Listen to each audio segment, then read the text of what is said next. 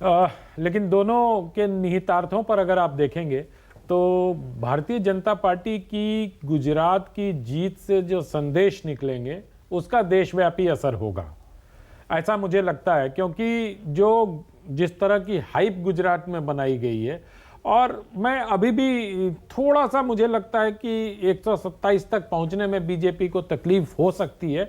मुझे लगता है 127 से थोड़ा नीचे ही रहेगी बीजेपी, 20-25 तक जाएगी तो जाएगी।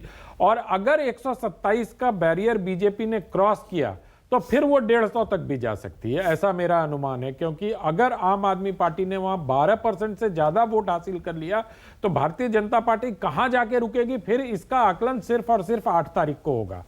लेकिन गुजरात के जीत से जो संदेश निकलेगा, ये अच्छा है कि अगले साल मानक जी कोई चुनाव नहीं है, अभी साल भर लगभग कोई चुनाव मेरे ख्याल से देश में तीन चुनाव, बहुत सारे चुनाव हैं। अगले साल 4 चुनाव हैं एक साल के अंदर। अभी से लेकर अगले एक साल तक अभी कोई चुनाव नहीं है। राजस्थान है, मध्य प्रदेश, वो साल भर है ना, 23 के एंड में, बाद है, 23 के आखिर में। कर्नाटक एक साल है ना, तो एक साल बाद है, वही कह रहे हूँ मैं ये कह रहा हूँ कि अभी 12 महीने तक देश में कोई चुनाव नहीं है। कर्नाटक है शायद, कर्नाटक भी शायद मेरे ख्याल से 10 या 11 महीने बाद।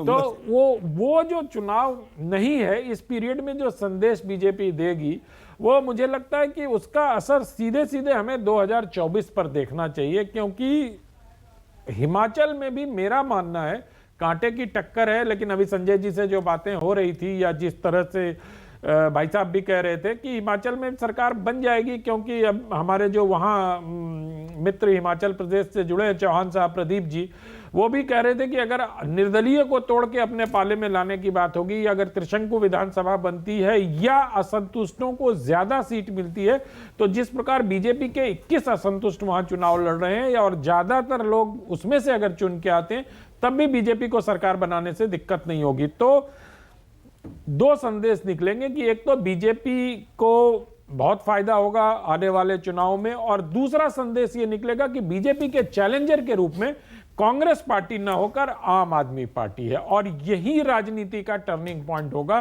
कि अगर कांग्रेस पार्टी चैलेंजर नहीं है और आम आदमी पार्टी भारतीय जनता पार्टी को चुनौती देने की स्थिति में पहुंच सही है, तो ये 2024 में एक बड़ा दिलचस्प माहौल बनाएगा। ओके, अच्छा, एक तो मैंने चेक कर लिया, कर्नाटक में मई में पिछली बार चुनाव हुए थे, मई में है 2018 में, तो 23 में मई से पहले चुनाव होने हैं, यानी बहुत ज्यादा टाइम नहीं है। और कर्नाटक का तो संदेश जाएगा, तब तो कर्नाटक का तो एक मैसेज जाएगा ही जाएगा, करेक्टेड, तब 5-6 महीने। और वो इसलिए भी ज्यादा जाएगा संजय जी, क्योंकि कर्नाटक में बीजेपी ने जैसे गुजरात में एक हिंदुत्व का प्रयोग किया, उसी तरह कर्नाटक में भी उसने वो प्रयोग किया है। और एक और चीज है, अब कर्नाटक से कांग्रेस के प्रेसिडेंट चुन के आए हैं खड़गे जी, अब कर्नाटक से, तो उसका एक थोड़ा और महत्व कांग्रेस के लिए भी होगा, स्टेक्स हाई हो जाएंगे कांग्रेस के लिए। ओके।